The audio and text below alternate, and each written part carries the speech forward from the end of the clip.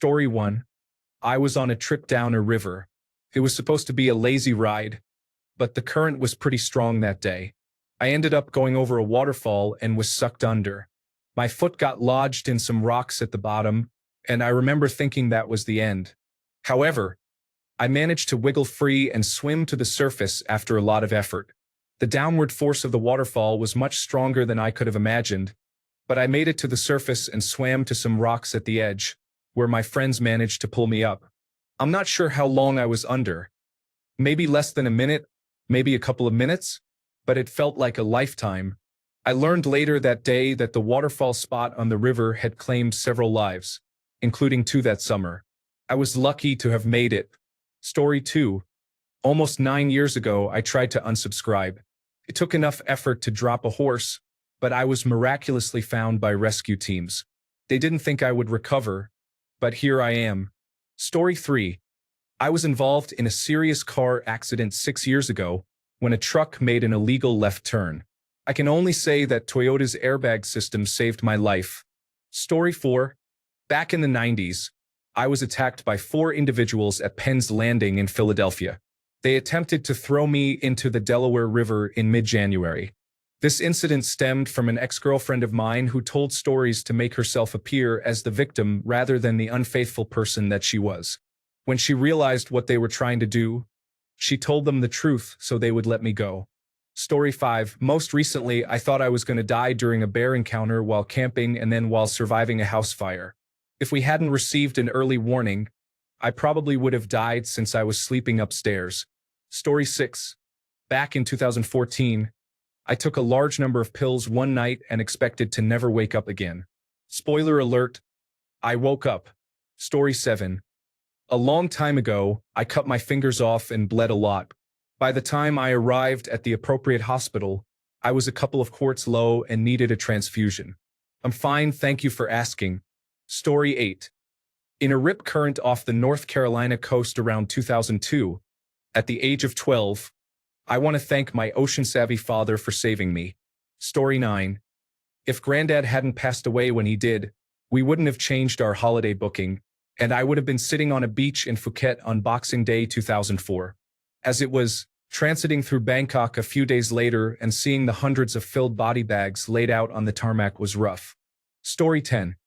I was driving 80 on the freeway when someone going 30 randomly changed lanes in front of me. I had to swerve off the road because there wasn't enough time or space to brake. Story 11. Pneumonia. Untreated pneumonia can lead to serious complications. If you have walking pneumonia, seek medical attention promptly. Story 12.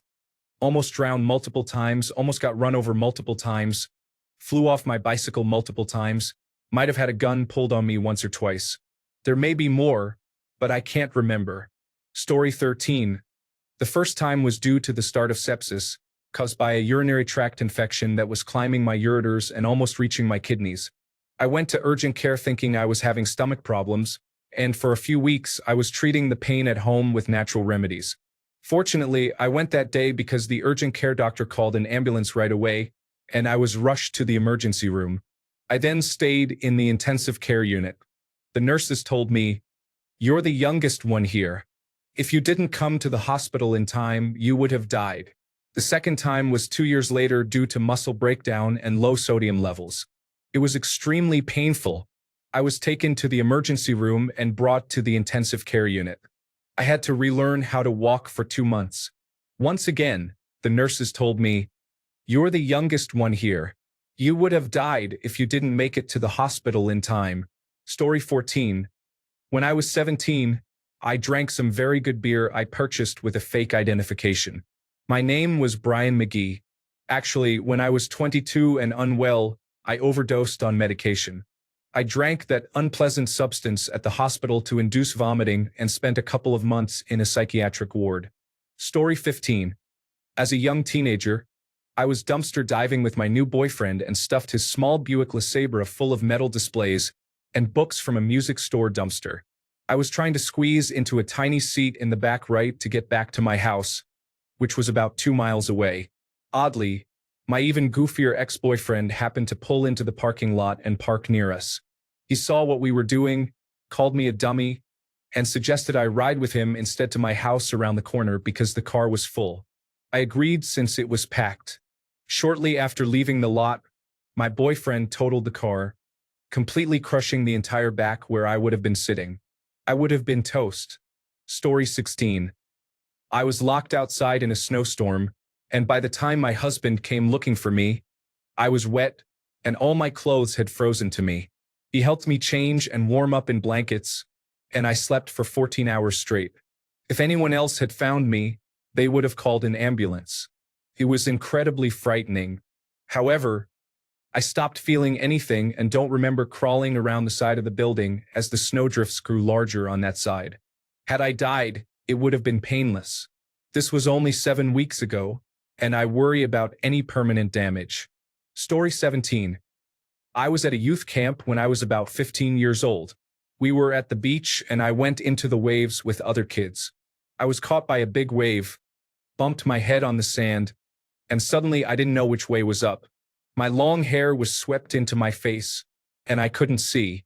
I reached for anything to help me find air because I was quickly running out. The wave had carried me along, and I returned to shallow water. Just as I was starting to think I might drown, my feet found the ground. I pushed up and emerged in thigh-high water. None of the supervising adults noticed what had happened. I got myself out and stayed away from the waves for the rest of the day. I felt sick for hours afterward, but I didn't care. I was alive. Story 18. Last summer, I was nearly involved in a collision on my bike when someone ran a red light. A few inches closer and I could have been seriously injured. Story 19. It will be 10 years in December and January. I experienced diabetic ketoacidosis due to type 1 diabetes, acute kidney failure, and pneumonia. I was in the intensive care unit on life support for 6 days, and when I regained consciousness after being in a coma, I was told I was very lucky to be alive. Story 20. September 7th, 1983. I was driving my vintage MGB GT home from work without wearing a seatbelt when I was broadside by a drunk driver. I ended up with a concussion, a bruised spleen, and both of my feet broken. One foot required surgery to insert pins, and I was in a wheelchair for a couple of weeks. Story 21. Drug overdose, car accidents, shootouts, police chases, sepsis or heart infection, heart attack and stroke. Story 22. I have experienced several close calls in the mountains. During one descent, I slipped on some snow and began sliding down a hill. I managed to use my knife to stab the ground before falling off the cliff. Another time, while riding my motorcycle, I failed to turn enough during a bend, causing my right foot to hit the guardrail.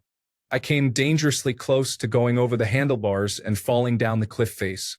The last incident involved alcohol poisoning. Story 23. At age 12, I experienced a snowmobile accident and walked away with a concussion. At age 13, I had 2 separate horseback riding accidents, resulting in a bruised wrist and a cut on my hip. At age 19, I went on an auto repair call with my husband, and the vehicle caught fire. At age 31, I had an ectopic pregnancy that resulted in a rupture. That was my closest brush with death. 6 years later, I heard I am still the topic of conversation in the emergency room from that night. Story 24. I almost died from carbon monoxide poisoning when I was younger. We had an old-fashioned heater built into the wall, and it had a crack in it. My parents and I were all asleep when something made me wake up, and I woke my parents. It was very scary. Story 25. I unexpectedly had a severe flu last year that nearly incapacitated me. I couldn't get out of bed for days. Story 26. Appendicitis. I initially thought it was just bad gas. I took some painkillers and went to bed. That was a mistake. When doctors removed my appendix, it burst. I didn't have the presence of mind to ask about it when I woke up. I only found out from my mom a few years later. Story 27. I developed a severe infection after eating chicken liver at a restaurant. I will never consume any animal organ again. Story 28. Not me, but my sister. We attended a beach program in the summer similar to a summer camp.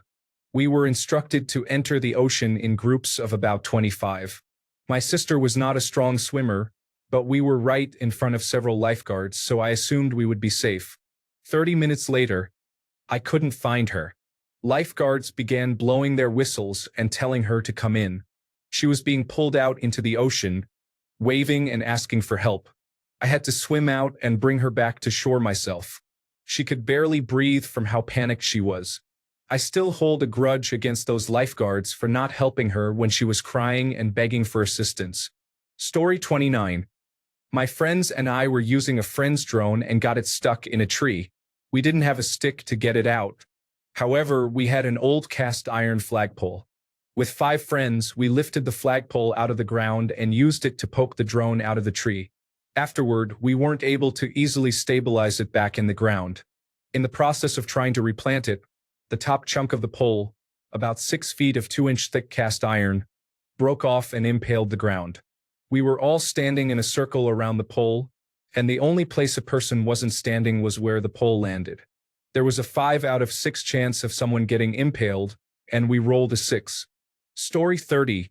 First experience. I was 4 years old at my grandparents' swimming pool during summer. Many relatives and family friends were using the pool. I got tired of wearing my armbands and staying in the shallow end, so while nobody was looking, I got out, removed my armbands, and jumped into the deep end. I underestimated how much the armbands helped me swim, and without them, I found myself sinking steadily to the bottom. Once at the bottom, I opened my eyes and attempted to swim to the other end. I barely made a few strides before my breath ran out. In a moment of childhood logic, I tried to breathe the water like a fish, thinking it might work. It did not, and I blacked out. My next memory is being resuscitated at the side of the pool by a cousin who had recently completed CPR training. She was the only one who noticed I was missing and intuitively looked for me in the deep end, while other relatives thought I had wandered off into the house or garden. If it hadn't been for her quick thinking, I would not be here today. Second experience. At the age of 5, I accidentally overdosed after getting into the family medicine cabinet and consuming a lot of random pills that tasted like candy. My mother found me having a seizure on the floor, and I was rushed to the hospital to have my stomach pumped. Third experience. My mother almost harmed my brother and me after our father passed away. She wanted to kill us and then herself. I was 6 years old. Fourth experience. At age 10, I was on top of a barn-sized stack of hay bales when the entire stack began to collapse under me. Fifth experience. At 13, I almost drowned in a rip current at the beach. Sixth experience. At 16, I made a serious suicide attempt. Seventh experience. At 24, I narrowly avoided being hit by a speeding truck. I also suffered many concussions and injuries growing up due to violence and neglect at home. I am honestly surprised that I survived my childhood. Story 31. I was 16 or 17, driving down a steep hill on a winding gravel road in my Jeep TJ Sport with a friend. I was a careful driver, but the steepness made it difficult to go slowly. I may have taken a corner a bit too fast and a little too overconfidently, as I regularly took this route. Suddenly, my wheels completely lost traction. The gravel felt like marbles. I thought we were about to go off the edge, roll down the cliff, and die. I steered harder into the curve, and my Jeep made a full 180-degree turn before coming to a sudden stop. We sat in silence for a moment before I decided to go back up the hill and take the long way home. We never spoke of that day. If I had been in a heavier vehicle, I think we would have died. Unfortunately, I couldn't take my little Jeep with me to university because I moved to a windy city where it would be difficult to drive. Story 32. On July 28, 2023, I fell 8 feet out of my attic. I landed on my back and shattered my lower left leg. I now have a metal rod, 3 screws, and a lifetime of pain. Story 33. I experienced a thyroid storm while in basic training. I passed out while waiting to enter the mess hall. I made it to the emergency room, and initially they did not take me seriously. My heart stopped and their attitudes changed. I do not recommend this experience. Story 34. I don't remember this, but when I was a toddler, I fell face first into the bathtub and nearly drowned. At that time, I lived with my grandparents, and my uncle, who was 21 and still living at home, pulled me out and saved my life. I'm not scared of water, but I never learned to swim properly, and I often wonder if there is some sort of subconscious mental block. Story 35. I fell through the ice as a child. I don't remember anything beyond looking up at the ice from beneath the water. When I was expecting my second child, my blood pressure rose so high that I thought I was seeing fireworks. Then, during the mid-cesarean section, the epidural failed, causing my blood pressure to rise even higher. I saw the light. Story 36. I was riding a scooter on a hill station. My passenger and I were chatting, and I glanced at the dashboard of my scooter, probably checking the distance we had traveled. As soon as I looked up, I found myself in the middle of a single-lane, two-way road headed towards a Jeep coming right at us. I quickly turned, balancing the scooter by kicking the ground on the opposite side, and managed to regain control. If I hadn't reacted, or if there had been more gravel or anything else, my friend and I could have skidded off the mountain. Only fate saved us. Story 37. You know how high school friends are. Once, one of my friends randomly wanted to teach another guy how to do a death choke, the one where you use your elbow on someone's neck and tighten your grip. He did it once to show him but never let go. I woke up 3 to 4 minutes later, and everyone was scared to death and panicking, with one person literally crying. I was told later that I started shaking uncontrollably and made weird noises. I was relieved that no one performed mouth-to-mouth resuscitation on me. It happened in a high school dorm, so it's our little secret. Story 38. At about age 8, I had a psychogenic seizure at the dinner table. It was similar to a grand mal seizure, but without an organic cause. At that time, these events were diagnosed as pseudo-seizures, which my father dismissed as fake. When I collapsed, he put me on the sofa and instructed everyone to stand back, saying I was only seeking attention. My brother, who was 14 years old, pushed past and said, "No, she's choking." I was seizing while raking my neck with my fingernails. He placed his finger down my throat and removed the piece of red cabbage that was blocking my airway. My father would have stood by and watched me die, but my brother truly came to my rescue. Story 39. As a child home alone, I attempted to eat an entire bag of Skittles at once. I was able to cram them all in and chew a bit to create a large ball of candy.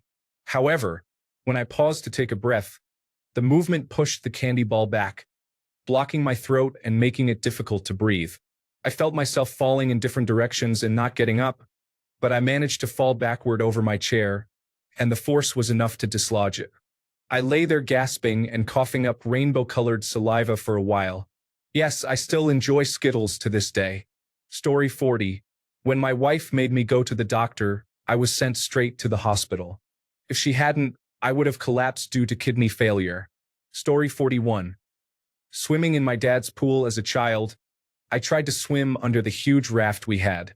I struggled and became stuck, panicking beneath it. Luckily, my brother jumped onto the raft, sending it floating away, and I was finally able to come up for air. Story 42. There were too many to count.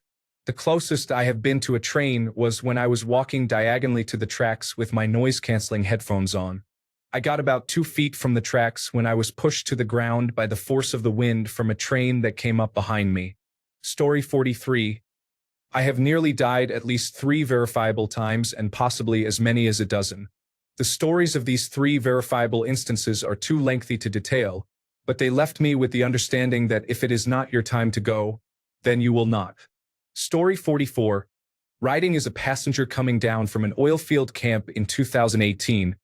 We were driving down a coarse gravel road when another truck approached us from the opposite direction.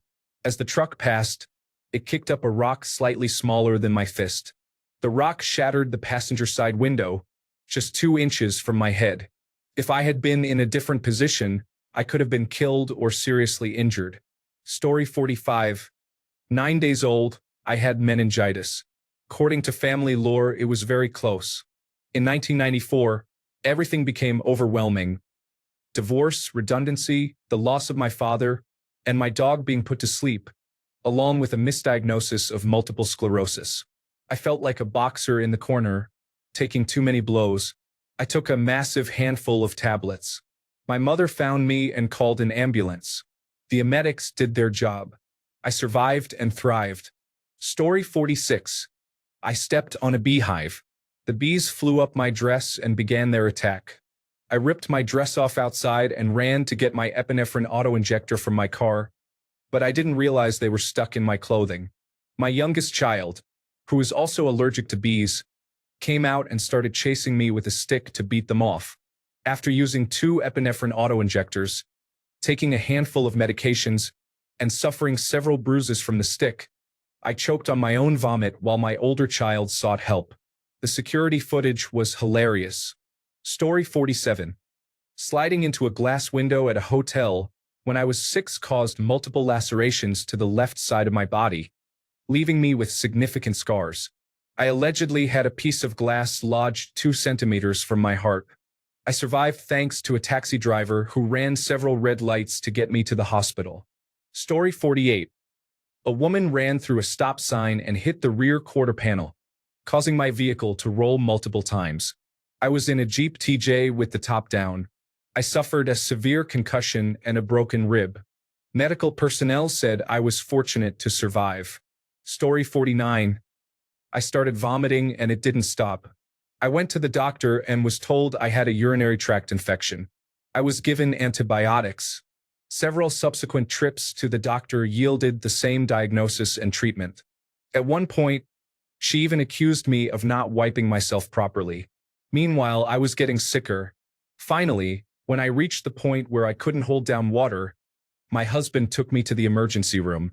It turned out that I was septic and in renal failure because both of my kidneys were blocked by large stones. I had to undergo emergency surgery. My right kidney was essentially just a bag of stones at this point, so I had to have it removed. My heart stopped during that surgery.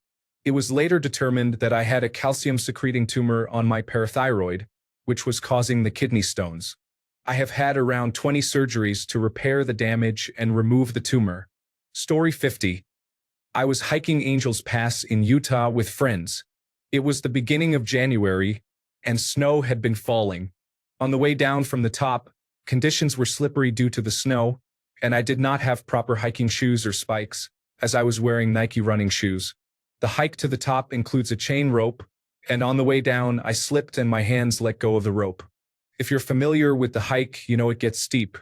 Luckily, when I slid, my friend was in front of me, seated on her but with her hands grasping the chain as she slid down. Her back stopped my sliding, and she reached out to grab me with one hand while holding the chain with the other. If you know this hike, you understand the high elevation and the view from above. Took years off my life and I haven't been hiking since. Story 51. At the age of 28, I experienced an ischemic stroke. It was the most surreal experience I have ever had, as I was unable to control my left side. I was fortunate to be near a hospital at the time and received treatment quickly. Story 52. Around Christmas time in 2008 or 2009, my car was stuck in the snow. I put it in second gear while stuck to try to get it out. I was with one leg outside the car trying to move it when suddenly the car began to move unexpectedly. I fell out of the car, grasping the steering wheel with my right hand, while dangling on the left side. The car then moved from the spot where it was parked, which was a driveway of a school, onto one of the city's busiest roads and halted against another car. Luckily, I was uninjured, but the car could have driven over my legs or torso, or I could have been struck by cars coming from both directions. If that had happened, I don't think I would have been in a position to share my story online. This was a moment where it felt like an angel was watching over me. Story 53. I had a pulmonary embolism in my lungs when I was 50. Both lungs and the saddle area were so full of clots that I would feel nauseous when walking more than 20 steps due to a lack of oxygen, and I had to sit down. Otherwise, I would have fallen. Story 54. While walking along a street in Torrevieja, Spain, I stopped to look in a jeweler's window. Just 5 seconds after we paused, a window dropped from about 3 stories onto the pavement where we would have been had we not stopped. Could have caused serious harm. Story 55. Which time? When a gun was pulled on me from a passing car for reasons I guess. when my car nearly flipped but then settled back down. The 2 times my cars were completely totaled by other vehicles. Story 56. LSD overdose. I almost jumped down a cliff because I thought I could either fly, or if I couldn't, I would respawn where I jumped. Story 57. I nearly caused an accident that could have harmed both myself and a young lady I was trying to impress while riding a motorcycle. I am ashamed of how irresponsible I was. Story 58. I got extremely intoxicated at 19 and decided to walk home through a forest and along a canal, in the opposite direction of my house. The police dropped me off in my underwear. I should definitely have died that night. Story 59. In my 20s, I fell down a steep, narrow staircase, went upside down, bounced on the back of my neck on one of the stairs, and landed on my butt at the bottom. I felt flexible and didn't really get hurt at all. Sometimes, I think about how I could have been paralyzed or dead from that fall. Story 60. I was in 4th grade when I came down with a sudden illness. I was off school for about a week before my mom realized that I couldn't walk. I was rushed to the emergency room and placed in the children's intensive care unit. I was connected to various devices, including 4 drips and a machine monitoring my blood oxygen levels. Later that day, I was diagnosed with pneumonia and a serious flu. My parents were told that I might not survive. However, I spent 2 weeks in that difficult situation before being sent home and returned to school 2 weeks later. Fun times. About a month ago, the restaurant mixed up my order and I had an allergic reaction, which sent me into anaphylaxis. I woke up in the hospital. Story 61. In 2007, while on holiday in Hong Kong, a van ran a red light, and I stepped back in the nick of time. The passenger side mirror brushed just an inch from the tip of my nose. Thanks a bunch for sticking around till the end of the video. Remember to subscribe, and until next time, stay awesome and goodbye.